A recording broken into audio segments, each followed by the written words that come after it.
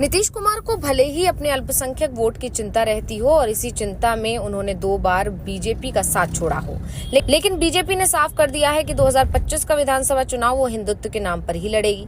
यानी एक तरफ नीतीश कुमार है, उनकी पार्टी ऐलान कर रही है कि एनडीए विधानसभा चुनाव नीतीश कुमार के नेतृत्व में लड़ेगा, तो दूसरी तरफ बीजेपी जेडीयू की विचारधारा के बिल्कुल उलट चुनाव की तैयारी कर रही है।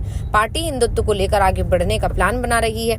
पीएम मोदी हो या फिर बीजेपी के दूसरे नेता बेहद तीखी बयानबाजी कर रहे हैं, हिंदुओं को एकजुट होने का ऐलान कर रहे हैं। ऐसे में जेडीयू मुश्किल में दिखाई दे रही है। बहुसंख्यकों के एकजुट होने की बीजेपी की कोशिश से दूसरे दल भी परेशान दिखाई दे रहे हैं। हिंदुत्व को लेकर बीजेपी ने बड़ा अभियान शुरू कर दिया है। हिंदू स्वाभिमान यात्रा निकाली जा रही है। केंद्रीय मंत्री गिरिराज सिंह की हिंदू स्वाभिमान यात्रा 18 अक्टूबर से शुरू हो रही है, जो मुस्लिम बहुल क्षेत्रों से गुजरेगी।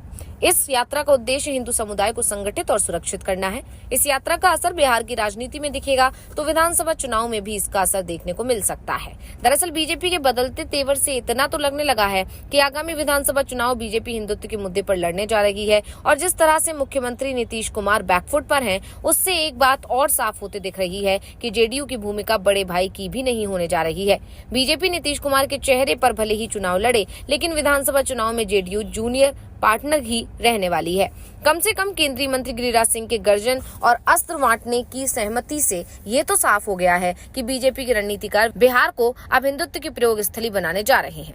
गिरिराज सिंह कल तक भले जुबानी जंग के जरिए हिंदुओं को बेबसी परोसते केवल सवाल खड़े कर रहे थे, लेकिन अब वो एक्शन में आ गए हैं और 18 अक्टूबर से हिंदू स्वाभिमान यात्रा निकालने की घोषणा कर सेकुलर चरित्र वाले नीतीश कुमार की परेशानी भी बढ़ा दी है।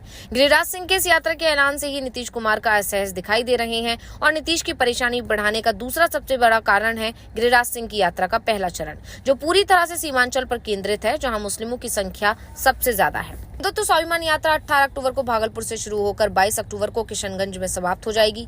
ये यात्रा 18 अक्टूबर को भागलपुर, 19 अक्टूबर को कटिहार, 20 अक्टूबर को पूर्णिया, 21 अक्टूबर को अररिया और 22 अक्टूबर को किशनगंज पहुंचेगी।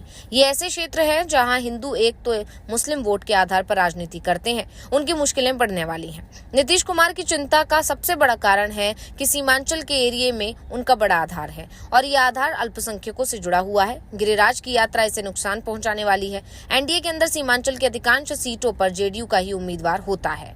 यानी हिंदुत्व के नाम पर बीजेपी को तो फायदा मिल जाएगा, क्योंकि इससे हिंदू बहुल सीट जिस पर बीजेपी का उम्मीदवार उतरेगा वहां एनडीए को फायदा होगा, लेकिन जहां मुस्लिम आबादी ज्यादा है वहां जेडीयू का उम्मीदवार होगा और उसे बड़ा नुकसान होगा। यानी नीतीश कुमार जो कोशिश कर रहे हैं उसे बीजेपी ट्रैक से उतारने में जुटी हुई है। भले ही दावा कर रही हो कि नीतीश के नेतृत्व में चुनाव लड़ेगी, लेकिन 2020 जैसे नीतीश को कमजोर करने की कोशिश भी हो रही है।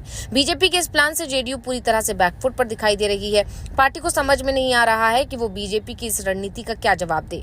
बीजेपी की यात्रा से तो दूरी बनाने का प्लान तैयार हो गया है, लेकिन गठबंधन से दूरी नहीं बनाएंगे तो नुकसान तय है, और गठबंधन छोड़ते हैं तो भी नुकसान होना तय है। साफ है, बीजेपी के साथ आकर नीतीश कुमार बुरी तरह से फंस गए हैं। वो ना तो इधर के रहे हैं और ना ही उधर के रहे हैं।